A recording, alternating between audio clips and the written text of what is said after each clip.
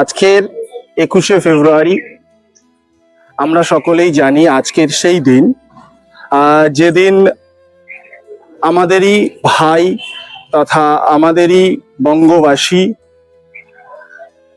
আজ থেকে প্রায় 7-8 দশক আগে 1952 সালে নিজের ভাষার জন্য নিজেদের আত্মবলিদান দিয়েছিল।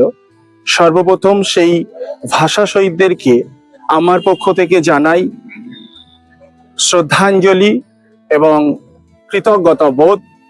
সেই কারণ তাদের জন্যই আজকে আমি যে ভাষাতেই আজকের এই ব্রডকাস্টটা করতে পারছি, সেই ভাষার জন্যই তারা তাদের জীবন দিয়েছিল। তাদের সেই আত্মবলিদানকে শুধু বাংলাদেশ বা আমার বাংলার মধ্যে সীমাবদ্ধ নয়, ইউনেস্কো সেটাকে শেষ পর্যন্ত আন্তর্জাতিক মাতৃভাষা দিবস হিসাবে স্বীকৃতি দিতে বাধ্য হয়েছিল। কিন্তু সেই আন্তর্জাতিক মাতৃভাষা দিবস আজ সারা পৃথিবীতে অনুষ্ঠিত হচ্ছে, কিন্তু আক্ষেপের বিষয় থেকে যায় যে সেই আন্তর্জাতিক মাতৃভাষা দিবসটা এই 21শে ফেব্রুয়ারির মধ্যেই যেন সীমাবদ্ধ হয়ে গেছে। আজকের আমাদের এই বাংলা ভাষা যেন ক্রমশ আস্থা করে ঠাঁই পাচ্ছে। আমাদের অভিভাবকদের একমাত্র চিন্তা হয়ে গেছে যে বাংলাটা এটা আর তোর শিখতে হবে না, এ ভাষা কেউ শেখে নাই, এ ভাষা তো সেই রবীন্দ্রনাথ পর্যন্তই ঠিক ছিল, তারপরেই যেন একটা নির্দিষ্ট গণ্ডির মধ্যেই সীমাবদ্ধ। বাংলা শব্দটা শুনলেই যেন নাক কুঁচকে ওঠে। সেই সমস্ত অভিভাবকদের জন্যই আজকে আমার এই ভিডিওটা বানানো। মনে রাখবেন, অন্য ভাষা বা অন্য কোনো ভাষার ঘৃণা নয়, প্রত্যেকটা ভাষা একজন মানুষ হিসেবে আমাদের শেখা উচিত, কিন্তু শিকড়ের টান সেটা তো ভুলে গেলে হবে না বন্ধু। কারণ শিকড়ের টান যদি আপনি ভুলে যেতে থাকেন, একটা সময় দেখবেন আপনার মূল উপড়ে যেতে পারে। আর সেই মূল উপড়ে গেলে আপনার ওই যে ছোট্ট শিশুটা ক্রমশ বড় হচ্ছে, সে ভারসাম্য হারিয়ে ফেলবে।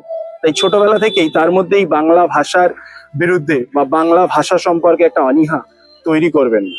কারণ এই বাংলা যা আমার নারীর টান, যে বাংলাতে আমি প্রথম মা বলা শিখেছিলাম, সেই বাংলা আমার বেঁচে থাকারই রসদ যোগায়।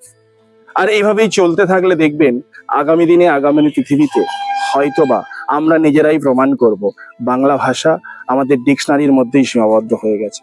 তাই সেই সমস্ত অভিভাবকদের কাছে আমার বিনীত অনুরোধ, আজকের এই 21শে ফেব্রুয়ারির মধ্যেই বাংলা ভাষা দিবসটাকে সীমাবদ্ধ না রেখে বা অনুষ্ঠানের আনুষ্ঠানিকতার মধ্যে দিয়ে এটাকে ফুটিয়ে না তুলে চলুন আমার এই ভাষাকে রবীন্দ্রনাথের মতো বিশ্ব দরবারে পৌঁছে দিতে পারি। কারণ রবীন্দ্রনাথ সেই বাংলাতেই লিখতেন, কিন্তু মনে রাখবেন সেই রবি ঠাকুরের বাংলাটা আজকে পৃথিবীর প্রায় 50% জনপদে পড়ানো হচ্ছে। তাহলে রবি ঠাকুর কি ভুল ছিলেন? বিদ্যাসাগর কি ভুল ছিলেন? আমরা কেন সেই রবি ঠাকুর বিদ্যাসাগরের বাংলা থেকে ক্রমশ হারিয়ে যাচ্ছি? এটা মাথায় রাখতে হবে। আজকের আমার এই বাংলাতে ক্রমশ অবাঙালিরা তাদের জায়গা করে নিচ্ছে। আমাদের এই বাংলাতে দেখা যাচ্ছে অন্যান্য রাজ্যের মানুষজন তাদের একটা নির্দিষ্ট জায়গা করে ফেলছে। এর পিছনে কি আমরাও দায়ী নয় অভিভাবকরা? এটা ভাববার সময় এসেছে।